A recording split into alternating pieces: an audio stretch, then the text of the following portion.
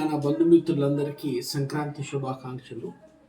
గత 75 సంవత్సరాల్లో ఎప్పుడు లేని విధంగా నూతనంగా బీసీలను రాజకీయంగా చైతన్యం చేయడం కొరకు మన బీసీ బహుజన మైనార్టీ మిత్రులు నూతనంగా ఎన్నికైనటువంటి సర్పంచులు మరియు ఉప సర్పంచులకు 18వ తారీఖు నాడు ఎన్ఎంఆర్ గార్డెన్లో జనగామలో 11:50 నిమిషాల నుండి మనం రాష్ట్ర